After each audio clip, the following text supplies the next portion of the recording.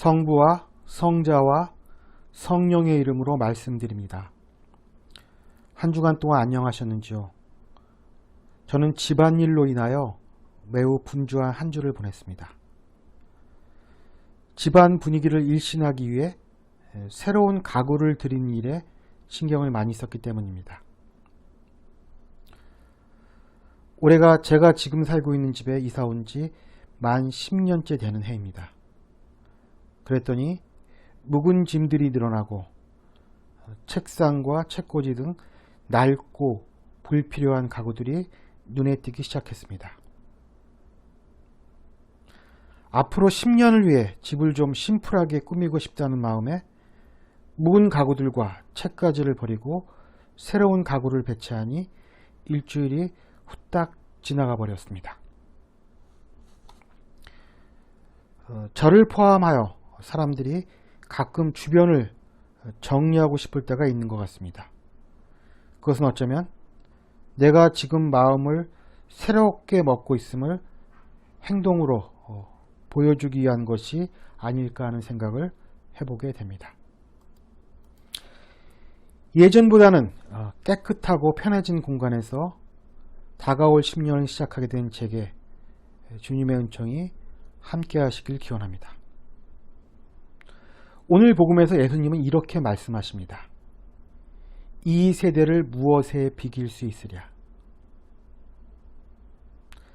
예수께서 바라본 당대의 세대는 장터에서 아이들이 편을 갈라 노는데 한쪽이 피리를 불어도 다른 한쪽은 춤추지 않고 한쪽이 곡을 하여도 다른 한쪽은 가슴을 치지 않는 엇박자가 그 특징인 세대였습니다.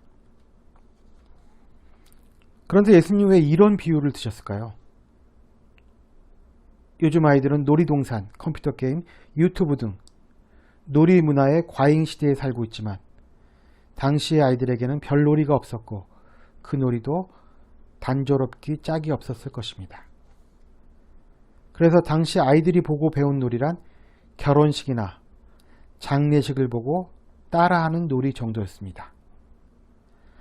사실 지금 시대에 비하면 놀이의 선택에 있어서 너무 옵션이 적다는 아쉬움이 있었지만 그래도 놀아줄 의사가 있었다면 춤을 추는 신형이라도 했던가 아니면 가슴을 치는 포즈라도 취했을 것입니다.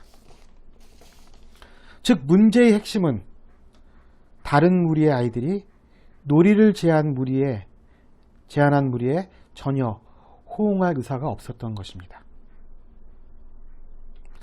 그리고 피리를 불고 곡을 한 무리가 바로 예수님과 세례 요한의 무리이며 응하지 않았던 무리는 이들의 반대편에 섰던 바리사이나 율법학자 그리고 사제들이었습니다. 더 정확하게 말하면 곡을 하면 가슴을 치라는 장례식 놀이는 세례 요한이 말한 회개를 의미하는 것이고 피리를 불면 춤을 추라는 결혼식 놀이는 예수님의 복음 선포를 인간사회에서 가장 기쁜 일인 결혼식에 비유한 것입니다.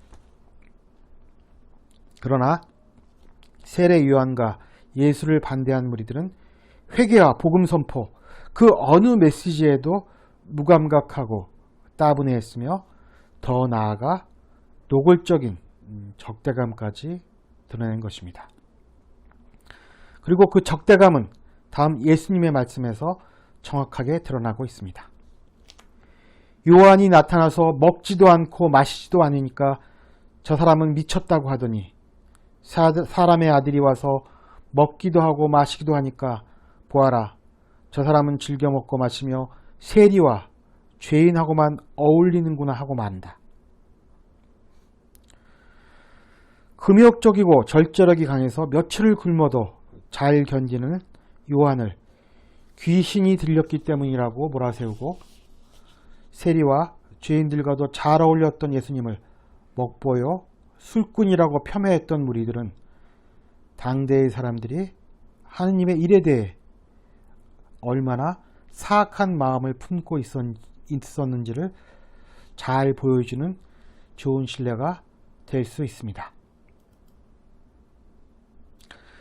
그러나 예수께서는 하나님의 지혜가 옳다는 것은 이미 나타난 결과로 알 수 있다고 말씀하십니다. 여기서 하나님의 지혜는 예수님 자신을 말합니다. 예수님을 하나님의 지혜라고 부른 것은 잠언 등 구약에서 지혜를 하나님을 도와 창조 사업을 펼치고 역사를 다스리는 자로 묘사했기 때문입니다. 이어서 예수께서는 비록 이스라엘의 배운 사람들, 즉 바리사이나 율법학자, 사제들에게는 배척을 당했지만 철부지 어린아이와 같은 어리석은 사람들, 즉 예수님의 제자들과 추종자들에게는 하나님의 뜻을 드러내심에 대해 감사 기도를 드립니다. 이처럼 이들은 비록 배우지 못한 어리석은 사람이지만 하나님께서 당신을 계시하려고 마음을 밝힌 사람이며 지금 당신이 겪고 있는 큰 난관 앞에서 힘이 되어줄 사람들을 보내주신 것에 대해 예수님은 감사를 드리는 것입니다. 예수님은 복음서에 당신이 살고 있는 세대에 관해서 여러 차례 말씀하십니다. 예수님은 누가복음 11장에서 이 세대가 왜 이리도 악할까 라고 탄식하시며 마태복음 12장에서는 악하고 절개 없는 이 세대가 기적을 요구하지만 예언자 요나의 기적밖에는 보여줄 것이 없다고 말씀하십니다. 또 예수님은 마태복음 24장에서 나는 분명히 말한다. 이 세대가 지나가기 전에 이 모든 일이 일어나고야 말 것이다 라고 말씀하십니다. 이처럼 세대에는 두 가지 의미가 있습니다. 첫째는 같은 시대에 살면서 공통의 의식을 가지는 비슷한 연령층의 사람들을 의미하는 세대와 둘째는 부모와 자식의 차이를 말하는 30년이 바로 그것입니다. 제가 속한 세대를 사회에서는 386 세대, 지금은 586 세대라고 부릅니다. 50대이고 80년대 대학을 다녔으며 60년대 태어난 사람들이란 뜻입니다. 저는 제가 386 세대, 민주화 세대임을 자랑스럽게 생각했습니다. 몇 번 나가지 못했지만 민주화를 위해 거리에서 최루탄을 뒤집어 쓴 기억이 있는 세대이기 때문입니다. 그런데 조국 사태, 윤미향 사태 등을 겪으면서 이제는 386 세대가 그 역할을 다했다는 생각이 들었습니다. 구호는 여전하지만 정치적으로, 경제적으로 이미 기득권 세력으로 변해 오히려 역사의 발전을 가로막고 있는 존재가 되어버렸습니다. 보편적 민주화, 자유, 평등을 추구했던 386은 이제 정치적인 차원에서 하나의 부족 같은 무리가 되어서 가치의 보편성을 무시한 채 자기 편은 정의이고 반대편은 불이라는 프레임을 씌웁니다.